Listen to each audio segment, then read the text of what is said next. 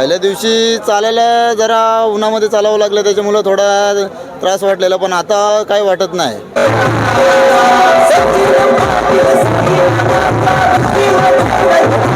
पर्यंत आपल्याला जिथे जिथे पाहायला मिळेल ना, तेव्हा तेव्हा आपल्याला त्याची आठवण झाल्याशिवाय राहणार नाही.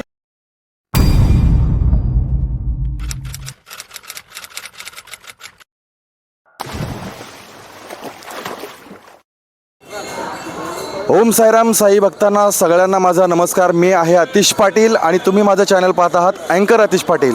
मित्रांनो, आपण प्रवास करतोय उरण ते शिर्डी साईंच्या मानाच्या पहिल्या पालखीचा, आणि या पहिल्या पालखीचा 23व्या वर्षाचा आजचा दुसरा दिवस. दुसऱ्या दिवशीचा सकाळचा प्रस्थान झाल्यानंतर आपण माफेगावहून अगदी सोनारपाडा या ठिकाणी आलोत आणि आता पुढील प्रस्थान रात्रीच्या मुक्कामाच्या ठिकाणी होणार आहे.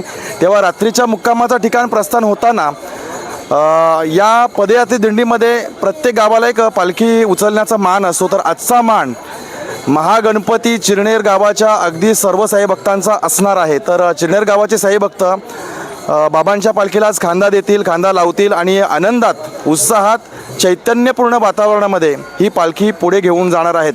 तेव्हा आजचा संपूर्ण जो व्हिडिओ आहे तो तुम्ही नक्की पहा. अगदी आनंदाचे काही क्षण तुम्हाला या ठिकाणी आपल्याला पाहायला मिळतील आणि ते आनंदाचे क्षण मी तुम्हाला देणार आहे या व्हिडिओमध्ये. तेव्हा दुपारच्या मुक्कामाला प्रस्थान करताना मी म्हणेन की दुपारच्या ठिकाणी जी झालेली विश्रांती आहे ती विश्रांती केल्यानंतर प्रत्येकजण, प्रत्येक गावातील साई भक्त जो आहे तो आता आपल्या ज्या बॅगा आहेत त्या आपल्या गाडीमध्ये टाकतील आणि नंतर मग पालखीचं आणि निशाणाचं प्रस्थान या ठिकाणी केलं जाईल.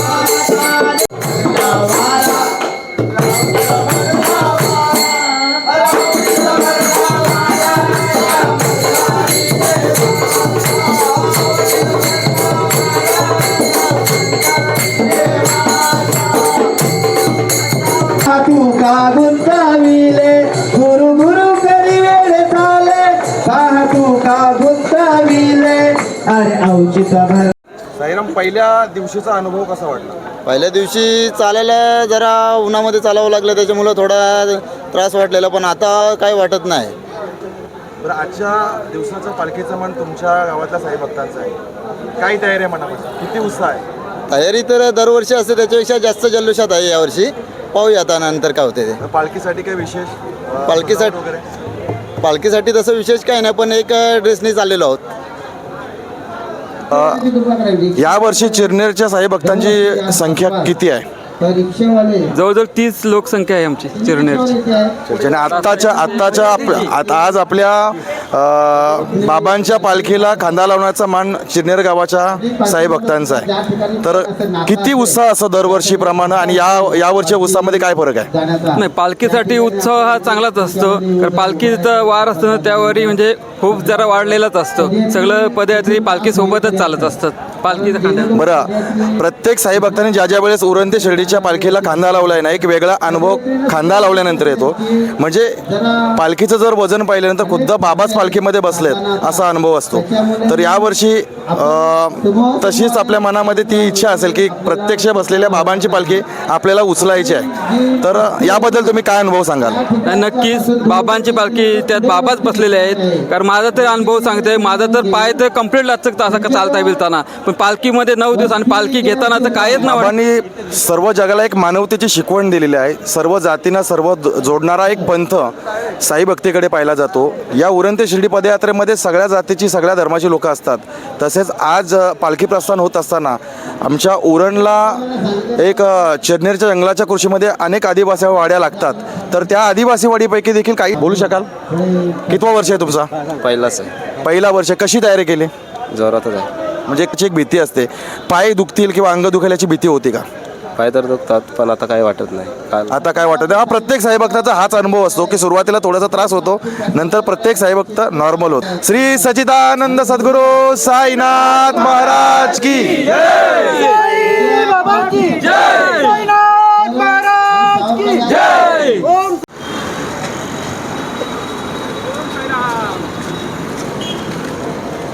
बरं, सोनारपाडापासून रात्रीच्या मुक्कामाच्या ठिकाणी पालखी प्रस्थान झालेली आहे. आपण आता पाहिलं निशाण पुढे जातोय, त्याच्या मागून अगदी शिस्तीमध्ये चालणारे बरेच साईभक्त आपल्याला पाहायला मिळतील. खरं तर ही उरणच्या दिंडीची शिस्त आहे की एका रांगेमध्ये चालणं, एका रेषेमध्ये चालणं, मागे पुढे न होणं, ही उरणच्या पालखीची आपल्याला शिस्त पाहायला मिळते. आणि ही शिस्त आता आपल्याला इथे या ठिकाणी देखील पाहायला मिळेल. चिरनेर गावातील साई भक्त आपल्या बाबांच्या पालखीचा मान या ठिकाणी घेत आहेत.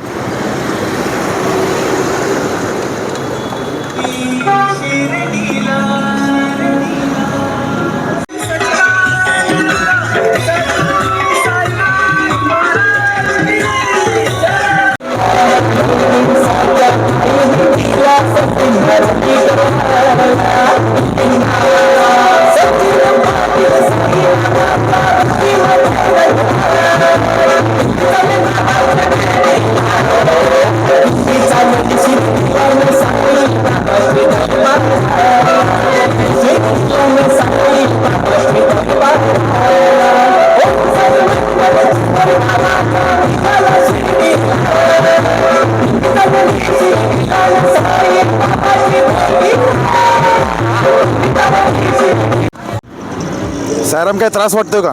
नाही. किती वर्ष चालता? 7वं वर्ष. 7 वर्षाचा अनुभव कसा वाटला? एकदम मस्त. 9 दिवस सुखाचे असतात साई पालखीचे.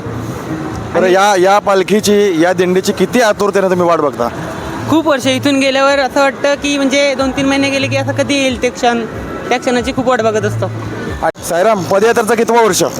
15वं वर्ष. 15 वर्ष तुम्ही कंटिन्यू वारी करताय. कधी वाईट अनुभव आलाय का? नाही, सर्व चांगले अनुभव आले आहेत. साईबाबा तुमच्यासाठी काय आहेत? माझ्यासाठी सर्वच आहे, सर्वश्री. आणि उरण ते शिर्डी ही मानाची पालखी आहे. पालख्या भरपूर जातात. या पालखीची तुम्ही किती उत्सुकतेने वाट बघता? दरवर्ष नेहमी याच पालखीची वाट बघत असतो, कारण काही पहिल्यापासून निघणारी पालखी उरणमधनं आणि मानाची पालखी म्हणून समजली जाते. ओम साईराम. ओम साईराम.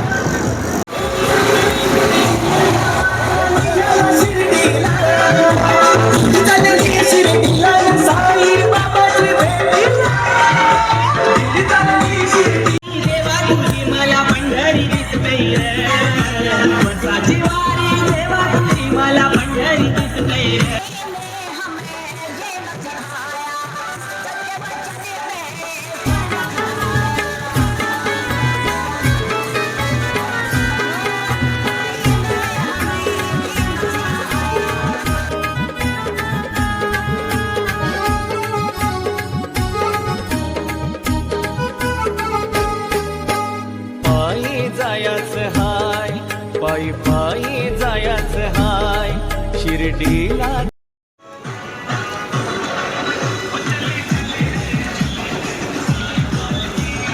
आमच्या एका साईरामांच्या टी शर्टवर बघा किती सुंदर वाक्य आहे. बाबा तुमच्या नावाचं गजर साऱ्या जगामध्ये घुमतंय, म्हणूनच तर काळ जन्माला आलेलं पोरगंसुद्धा ओम साईराम म्हणतंय. बोला ओम साईराम. बरं, साई भक्तांना आपण मगाशी प्रश्न केला होता की तुम्हाला दम लागला काय, थकायला झालं काय? पण खरं सांगू का, थोडा चालू आहे ना, मी स्वतःच थकलो आहे. तर आता इथे थोडासा जो उसाचा रस आहे ना, तो आपण घेऊया, का अजून बराच आजच्या संध्याकाळचा प्रवास बाकी आहे.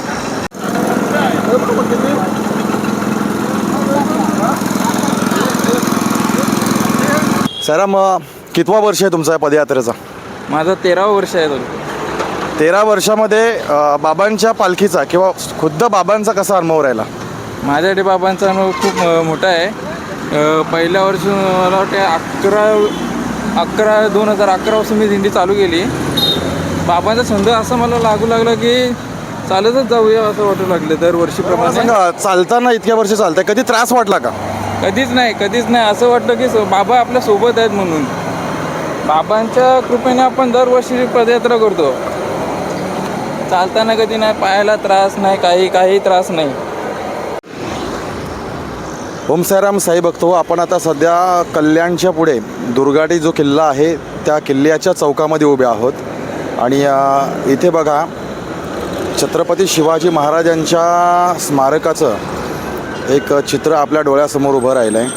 हा अश्वारूढ जो पुतळा आहे ना, तो प्रत्येक मराठी माणसाला एक आदर्शवत आहे आणि असा आदर्शवत राजा जोपर्यंत आपल्याला जिथे जिथे पाहायला मिळेल ना, तेव्हा आपल्याला त्याची आठवण झाल्याशिवाय राहणार नाही. या दुर्गाटी किल्ल्याच्या चौकामध्ये आपली पुढील पालखी आलेली आहे. हा बाबांची पालखी छत्रपती शिवाजी महाराजांना मानवंदना देऊन पुढे जाईल. काही अंतर पुढे आल्यानंतर विश्रांतीसाठी म्हणजे 10 ते 15 मिनटाची विश्रांतीसाठी पालखीला थोडंसं थांबवण्यात आलेलं आहे. पाठीमागे राहिलेले जे साई भक्त असतात ते देखील बाबांच्या पालखीपर्यंत पोचले पाहिजेत. असं तासा 2 तासानंतर पालखीला थोडंसं थांबवलं जातं आणि मग मागे राहिलेले जे साई भक्त पुढे आले की परत एकदा पालखी प्रस्थान केली जाते.